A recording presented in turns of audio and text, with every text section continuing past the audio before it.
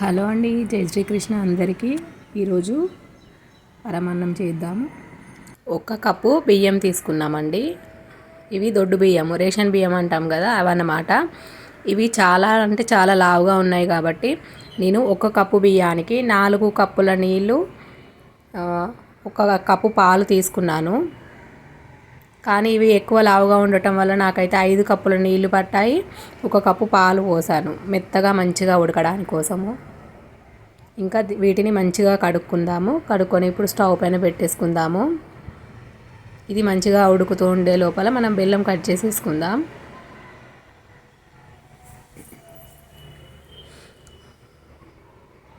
ఇవి బియ్యం చాలా లావుగా ఉండటం వల్ల నీళ్ళు అయితే నాకు చాలా ఎక్కువనే పట్టాయండి.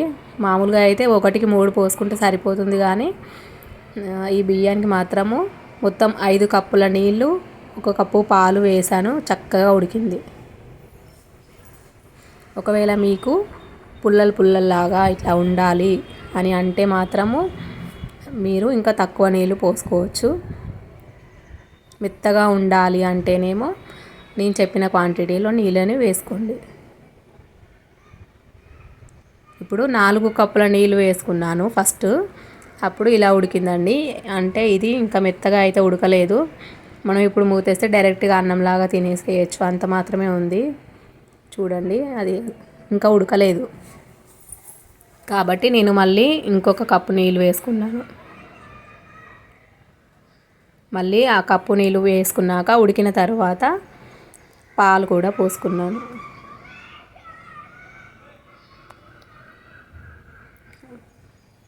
బెల్లం తురుముకొని మనము కొలుచుకుందాము ఇప్పుడు. అంతలోపు చూడండి, నేను రైస్లో నీళ్ళు పోసి ఉడికించుకున్నాను. మళ్ళీ తర్వాత 1 కప్పు పాలు కూడా వేసాను. పాలు కూడా వేసిన తర్వాత మంచిగా మెత్తగా ఉడికింది. అప్పుడు మనకి అప్పుడు కప్పున్నర బెల్లాన్ని వేసాను. 1కి 1.5 కప్పు బెల్లం వేసుకుంటే మనకు స్వీట్ కరెక్ట్గా సరిపోతుంది. 1కి 1 వేస్తేనేమో కొంచెం చప్పగానే ఉంటుంది. చప్పగా కావాలంటే 1కి 1 వేయండి. కాస్త తీయగా తింటాము అంటే 1కి 1.5 వేయండి. ఎందుకంటే నేను ఇందులో పాలు, నీళ్ళు ఇవన్నీ క్వాంటిటీ ఎక్కువ అయ్యింది కాబట్టి మనకు 1.5 వేసినా కూడా మరి అంత తీయగా అయితే ఏముండదు, కరెక్ట్గా సరిపోతుంది. ఓకేనండి, మనకి ఇప్పుడు ఇట్లా తయారవుతుంది. ఇంకా మధ్య మధ్యలో మనము కలుపుతూనే ఉండాలి. ఈ బెల్లం ముక్కలు అవన్నీ కొంచెం ఉంటాయి కదా, మధ్య మధ్యలో కలుపుతూ ఉంటే అడగంటకుండా ఉంటుంది, మంచిగా ఉడుకుతుంది. ఇంకా ఒక 5 మినిట్స్ వరకు మనం మధ్య మధ్యలో కలుపుతూ మూత పెట్టుకుంటూ ఉండాలి. అలా అయితే మన బెల్లన్నము రెడీ అయ్యింది ప్రసాదం కోసం. ఓకేనా అండి, ఒకవేళ నా రెసిపీ నచ్చితే కనుక ట్రై చేసి ఎలా ఉందో చెప్పండి, కామెంట్ పెట్టండి అండ్ షేర్ చేయండి, సబ్స్క్రైబ్ చేసుకోండి.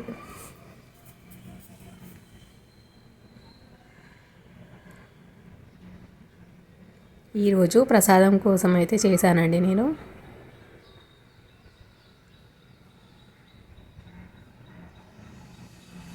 జై శ్రీకృష్ణ అండి అందరికీ. ఖచ్చితంగా సబ్స్క్రైబ్ అయితే చేసుకోండి నా ఛానల్ని. ధన్యవాదాలు మీరందరూ చూసినందుకు కూడాను. Thank you so much.